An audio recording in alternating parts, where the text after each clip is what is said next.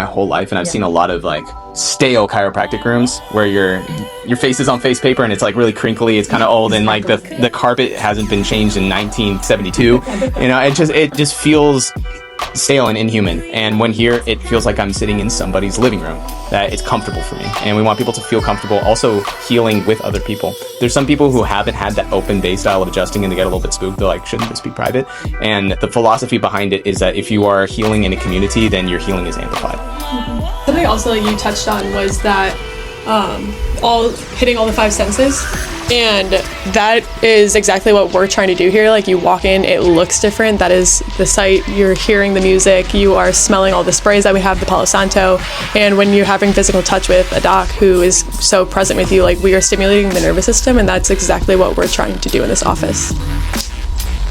I also wanted to add on to that. So like when you first walk into the space, like everything here is so curated so that as soon as you step in the space, you know you're in a space that is adequate for your healing. Wellness is becoming one of the most important factors in relocation decisions, especially for buyers thinking long term.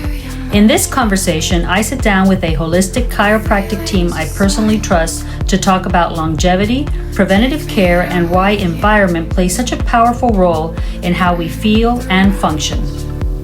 I am Katie. I am one of the newest interns here at Mana Chiropractic. I graduate in about a month. That's so exciting. And yeah, I will be definitely taking over, watching and helping a lot of moms and babies and kiddos. And so definitely leaning towards that, but ready to take on St. Pete. Okay, cool.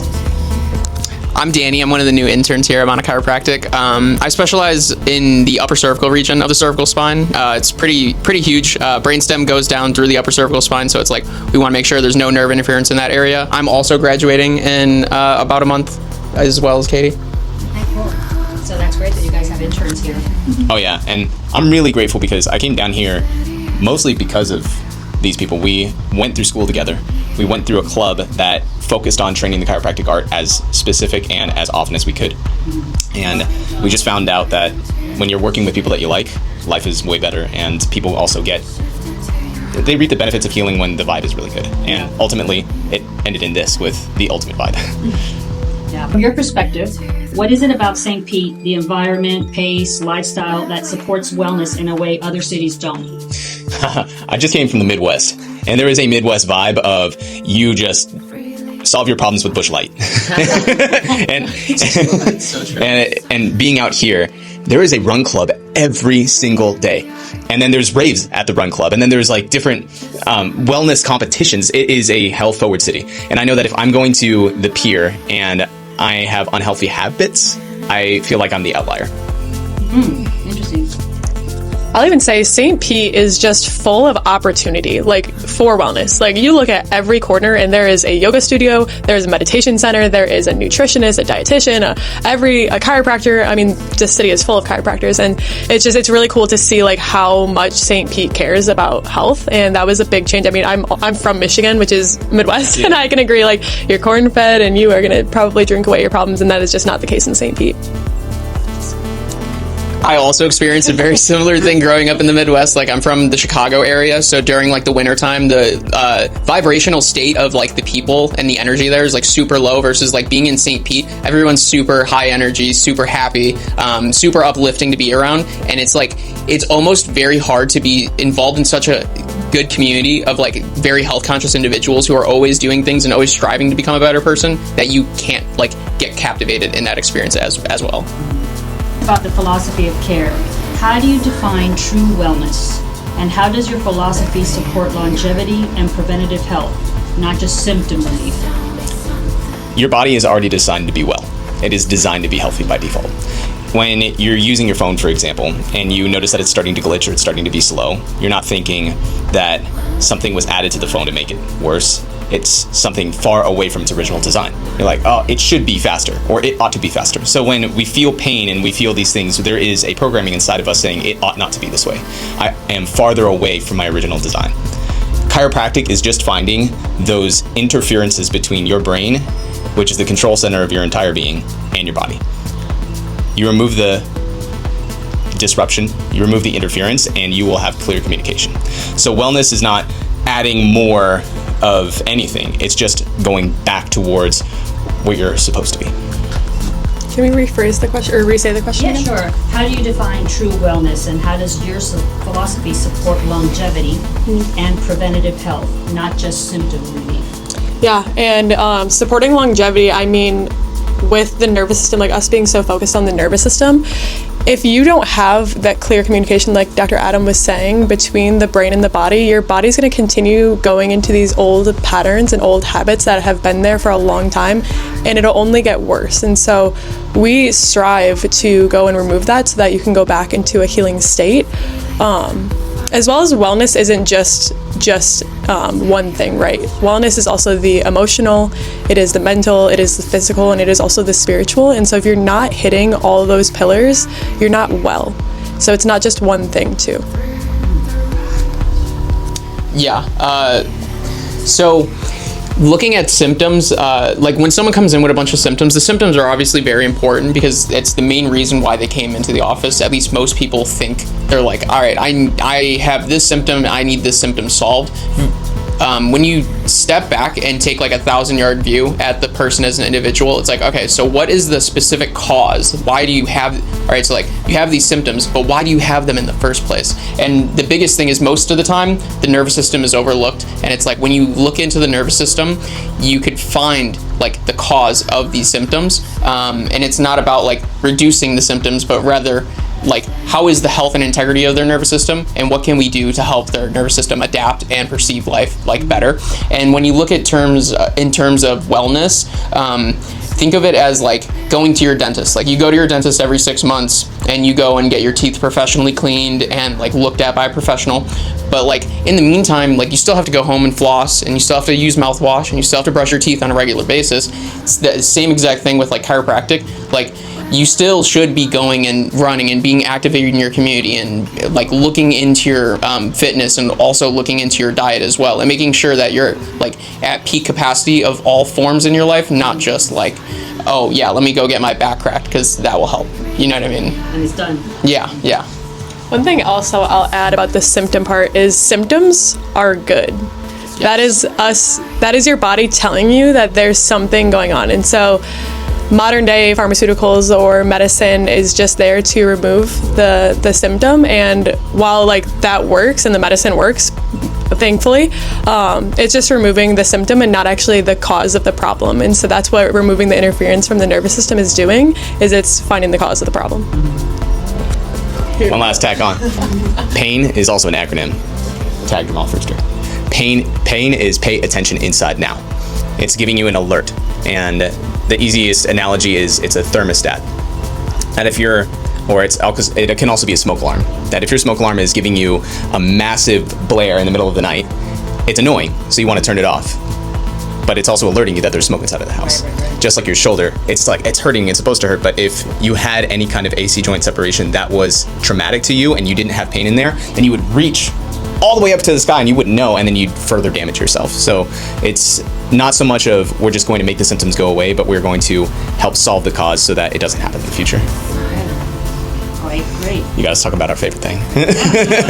So, lifestyle choice. What shifts do you see in people when they move to a more balanced city like St. Pete, and how does that impact their overall health? There's this idea of you are the collective of the 5 people that you spend the most time with. And I find the same way with the city that you decide to live in, that there is a collective consciousness of people around you that will affect your life. Even if you have a clear vision of, I'm going to be different from everybody else, they're still going to affect you. And being around people who are healthy and who are creative, and the people like St. Pete, I like myself better. I like being more creative. I like being more healthy. I like being able to genuinely give somebody my time because I care about them, rather than feeling like what's something I can get out of them, which I had when I was living in LA. Is different. You nailed that question. All right, great. Personalized care and longevity. How does individualized care play a role in helping people build resilience, confidence in their bodies, and long-term vitality? Specialized. Mm-hmm. And so care plans are designed for you. They are not the same across the board. They're designed for each individual person because everyone here is different. I should not receive the same care as Dr. Adam. you should not receive the same care as Danny, and it is individualized because everyone experiences life differently and everyone has different stressors. And so with that, once you go through care, then you're able to adapt to your everyday in a more resilient way, and that in itself brings more confidence in the body, and I'll say even more respect for your body and more confidence in the body's natural ability to heal. I think throughout care, you just learn that your bodies will do what it's supposed to do. I want to follow up with that question because I see infants in here, children. I'm a senior citizen, and so the longevity piece. I have children that are in their 30s, and I try to tell them some of the things that they're doing right or wrong right now in terms of longevity to prevent, where I'm at. And I know that my parents are still alive in 97, so I want to make my last few years. So what's that philosophy that if from birth to senior citizenship that, in terms of this, of having a healthy lifestyle, including chiropractic care, how that adds to it and how it can, improve your longevity? Yeah, I think that goes a lot towards discipline. I think that it can also be towards, in general, also when we talk about why infants can get adjusted, imagine that they just went through the biggest trauma of their life, birth. It is the biggest trauma. They were just, they just were welcomed into the world. And, now they're trying to figure this thing out with not a lot of movement and not a lot of words, right? And so they're still figuring everything out. Their nervous system is changing so rapidly. And honestly, it's been a really big blessing to watch Dr. Dylan's son, Mako, grow with us. Just recently, he has been growing like crazy and just talking more. And he's been growing physically, and just seeing what he's able to do every day has been so great. And he was adjusted, and he gets adjusted every few days. He was adjusted a few hours after birth, and he's going to continue to get adjusted. And just seeing what having a clear nervous system can do is really cool to watch. I try not to get too stickler with words, but one that I do is the difference between a manipulation and an adjustment. A manipulation feels like I'm doing something to you. I am forcing you to be somewhere. An adjustment is just tuning where you're already going. And the real difference with that and what another healing philosophy is that we're helping support the person. I can study a dry spine all day long and then understand every single component of it, but I really don't know what your spine is unless I've spent more time with you. And everybody must be understood on an individual level, because I can tell you what I think you should have for your life, but if I don't know what you want for your life, then how could I best support you? The adjustments are a collaborative event that helps the person along the way to be in line with their journey. Absolutely. So everyone's healing journey is going to look a little bit different. That's why everyone's care is going to be substantially different. And as Dr. Adam has already said, like everyone's spine, like there's the clear textbook model of what a spine should look like.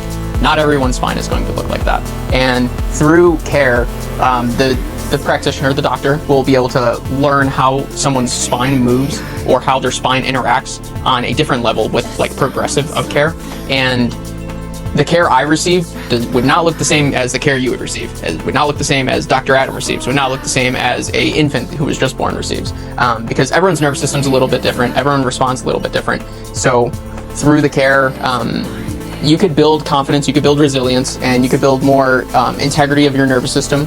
And this is done through specified care for you as an individual. Thanks. So the last one we ask everybody, and when you think about the word luxury, not as a price point, but as a way of living, what does luxury mean to you? Comfort. If I have more resources, then I can afford to make myself more comfortable. Okay. What does luxury mean to you? It means that I feel as though I'm being taken care of. Luxury for me means that everything is easy flowing. Like I don't have any worries, and it's a premium service that I'm getting, or it's something that is ideal. It's like the most ideal version of something. That is what I would consider luxury.